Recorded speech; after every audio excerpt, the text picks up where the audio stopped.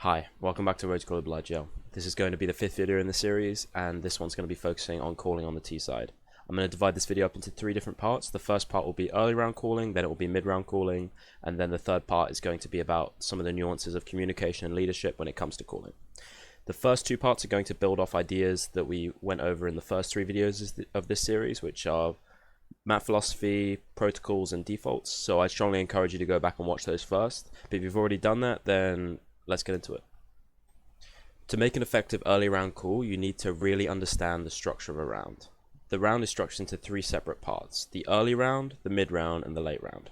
The early round is characterized by the initial battles for map control that are taking place from both teams that are going to start as soon as the round starts. Those different battles for map control will have some outcomes, so different teams will have different space on the map and some teams will lose players. Once the dust has settled from those different bits, then you're going to be jumped into the mid round, where there are slightly lower numbers and the map control is a bit, it's kind of been defined for the round. When you're there, then you need to make a different call that's going to adapt to the current situation. That's called the mid round call. When you make the mid round call, you're trying to get a bomb site or get enough kills to get yourself into a very good situation so that you've got a small enough situation to close out the round. That closing period will be the end of the round, the late round, and the late round will require different adaptations as well. It's very important to be hyper aware of which situation you're in, early round, mid round, or late round, because you need to adapt what you're doing to cater to that. Now I'm going to illustrate some of these ideas with a call that I could make on T-side Mirage. The call in particular is going to be that we're going to do some early mid pressure and try and get a player in towards con, and then we're going to go back for A in the late round. Now for mid, we're probably going to smoke window, but we could alternatively smoke window and top mid. Since our primary objective is to take mid at the start of the round, we're going to want to be using quite a lot of util to secure this because it's very important for our round. But if we use too much util and people stay around in mid too much, then we're not going to be set up for the mid round properly. Our mid round is going to require 1 player in con. Here, we're going to require pretty much everyone else towards the back of A. And then we're going to need smokes here to be able to exec properly, right? If we use all our smokes in the early round in mid and don't plan for the eventuality of the mid round, then we're going to be caught with our pants down when we come back to A and we're trying to exec with 1.5 smokes, especially if they Molotov ramp and we've not got anything to go for it. We need to take all of these things into account when we're planning a longer structure of the round. And even if we're doing a more fluid thing, like let's say we're going mid and we want to, we'll try and go A, try and go B, we've got a lurk on each side. Having smokes into the late round and trying to get your players to conserve utility is a very important thing to do. Also, this lurk into con gives you a much more powerful position in the mid round than not having it there. These are things you can take into account, but this player, he doesn't really have much that's going on in the early round. All he's doing is setting up for this mid-round hit towards A. It's planning your rounds layer on layer to give yourself the best chance possible, because even if this goes wrong and you can't hit A, this guy in con has a very powerful position and it really sets you up much better. You need to take these things into account. When it comes to constructing your own rounds, you should be trying to use protocols as much as possible to construct your calls.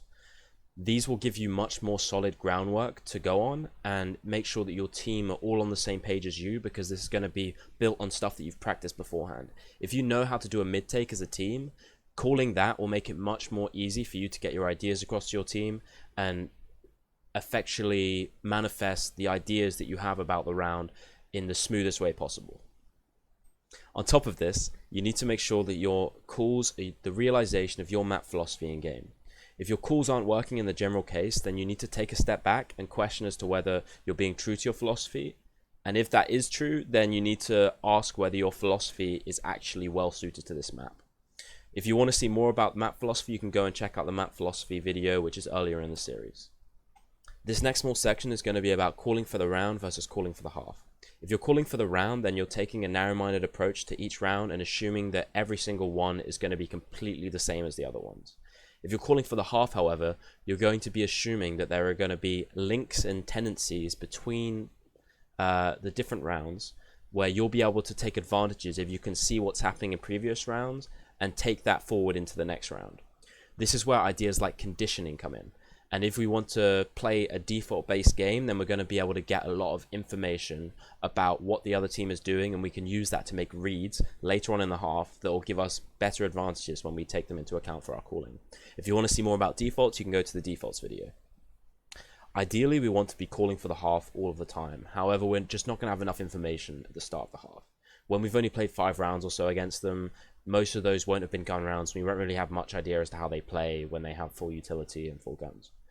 Later on in the half, though, we'll be able to use those advantages because we'll have a lot more experience and a lot more data based on the way they play, the way they like to switch things up, you know, what their B default player is playing at the start of the round, right?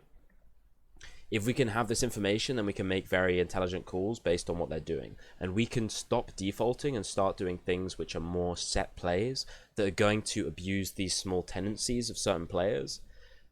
And if we want to be particularly good about this, then we can use these set plays on swing rounds, which are rounds that are going to force the opponent to eco afterwards if they lose it, because their economy is weak. And it's very important rounds for both teams as to which team wins it, because it will determine not just one round, but multiple rounds. If we can do this effectively, then we're going to be able to put together a very strong half. So saving your best strats for those swing rounds, or your best reads for those swing rounds that you think you can punish the opponents before they're able to make a reaction, you're going to set yourself up to win a lot more rounds with the, you know, small number of rounds that you're actually putting your best stuff into. Okay, so now we're in the mid-round calling portion of our video. We want to approach calling in the mid-round in the same way that we approach low number scenarios, which is that we want to convert our position into one that's equally as advantageous or more advantageous for us.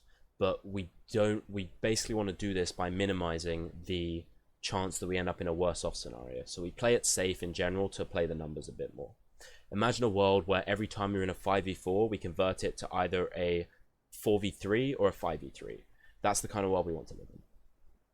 You can get really creative with mid-round calls, but I'm going to give you 5 principles to get you started if you're new to it. The first of which is going to be that you want to do things together. If you're on the T side, grouping up is going to give you a great advantage as you're able to trade frag and have lots of numbers to overwhelm the CT defense. You can look at the contact plays and exec videos for more in-depth instructions on how to do that. On the CT side, grouping up gives you a better chance to trade frag as well, and also it lets you do aggressive info plays that won't be as risky.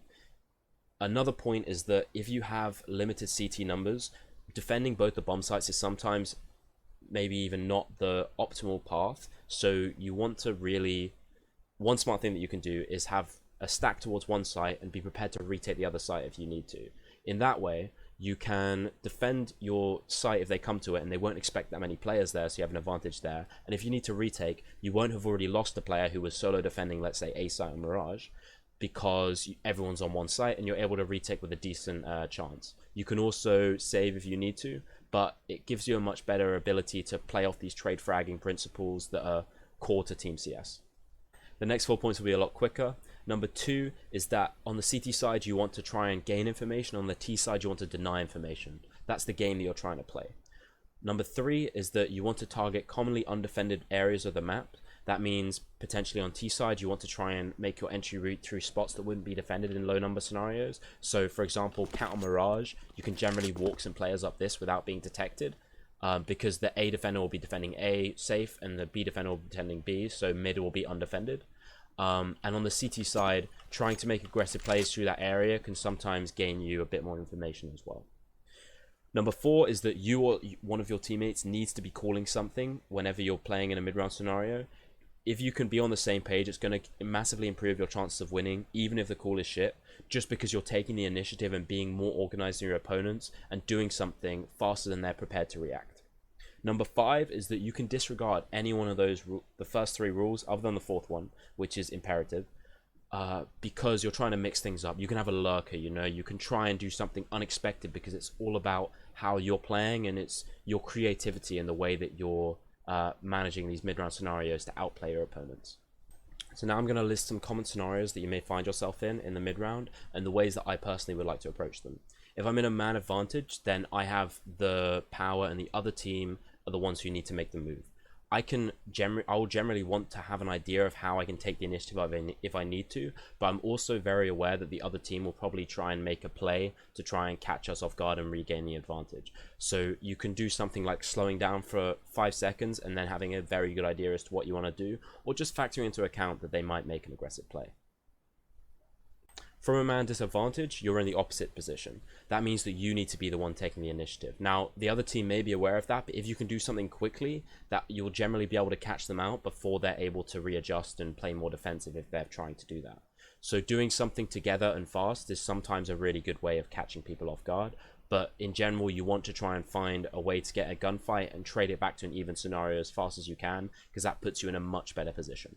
When you have high number scenarios and you're on the T side, so there are 8, 9, 10 players alive, grouping up and hitting a site with an exec or a contact player is a really good option, because that means that you're able to reduce the number of players that you'll be fighting into to get the site. There'll only be 2 or 3 defending the site, and you're able to get 5 people, 4 people around that area with decent util to be able to attack the site and trade out to be able to convert into a really good late round scenario for you. For a lower number scenario, I'd advise taking a slower approach where you're looking for gaps in the defense. When the CTs are spread thin, there's going to be holes because you need 5 people normally to hold it properly. And if you can try and work out where the holes are, maybe with one lurker or with a decent idea, like I said, going up cat, going up con, doing a mid split, people will generally be undefended in certain areas, and if you can find those and try and pry them open, then that's the best way to success. If you group up and go for a bomb site like you did previously, it isn't as good as it used to be because you don't have the massive overwhelming force that you had before. If one person gets a 2k, sometimes your round's over, whereas if you try and find a gap that they're not expecting, that's going to be more consistent for you in the long run. This stuff's all going to be map dependent. Some maps will tend more towards XX and some maps will tend more towards lurks and playing around with map control and positioning. What you want to do is work out how to play each map and get a feel for it, and then when you're calling, you'll be a much more comfortable person with just knowing how the different rounds are going to play out and how you can call things to be successful for your team in the mid round. Now we're going to move on to the leadership and communication portion of this video. Your calls are going to mean nothing if your team don't follow them. There's nothing more frustrating as an IGL if you have a perfectly planned out call that's meticulously organized to target certain areas of the defense and, you know, play a fake here and something else there, and then you have 1 or 2 players who deviate slightly from the strategy and just mess everything up. Like, you need to gain the trust of your team so that when you call something like that, they understand that you have an idea, even if they don't fully understand the idea, or you don't have enough time to communicate the ins and outs of everything before you get into the round. I can't tell you that there are secret ways to gain the trust of your team. There are lots of things that you can do. One is gaining results, right? If your calls are always right, then they will trust your calls. Number 2 is that you can make them understand your calls, but it's hard to do that in game, so it's best to do that in practice, maybe opening up a discussion when you're talking about the ways that you're approaching the map or your mid rounds, asking people what they thought of these things. If there were problems in communication after a game, you can go back to the demo review and ask them what they were thinking at this time, what we could have done differently, so that for next time when you call something, it has some of their input in and they'll feel more willing to do it, right? They'll feel like it's a more comfortable call for them and it works better for the whole team in general. This is a bit complicated by the fact that if you make it seem like your calls are fallible inside the game, it's really damaging to your team's chances and to the way that they trust you when you're calling something, right? But if you never say that your calls are fallible, so outside the server you're always acting like you know best and they don't know what they're doing, they're going to lose trust in you as well, because, you know, no one's calls are perfect. We just need to make it seem like they are, so that we're projecting that confidence while we're in game to keep everyone on the same page and under the same banner, right? But it's really good to open up channels of communication when you're outside of the game, outside of the server, in practice, to make people understand that we have a process and it's a team process and we're trying to work towards something as a team. Building on this, you really need to take your teammates' needs and wants into account. If you're trying to make your teammates play in a way that's unnatural to them, then it's going to be really arduous to the team environment and people feel uncomfortable in how they're playing. You really want to try and incorporate what they're feeling and what they're saying to you into the way that you're calling and setting up the game, because that will help you build a layer of goodwill, and even just people will trust you because they'll trust that you understand how to call for them, and you'll be able to call in ways that that make them play better in general, and that means that they'll trust your calls as well. It's a positive reinforcement loop, but it's somewhere where you need to start. Like I said, although a strong level of tactical understanding is really important to be a good IGL, you need to be able to lead your team. And to do that, you need to work on your leadership skills and build up that level of mutual trust and understanding between you and your teammates so that you're able to follow the same system and play as a team. This is going to be really important for everything else I've said in this video.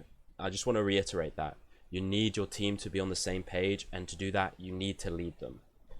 But if you can do that, and if you can work on those skills in yourself, then you're going to find massive success in being an IGL. Okay, that's pretty much everything that I wanted to say in this video. I hope you found it useful, and if you'd like to see some more resources like this, then you can check the videos over here. If you'd also like to comment some feedback or share it with anyone, then I appreciate that too. And yeah, that's been everything from me. I hope you have a good day. Peace.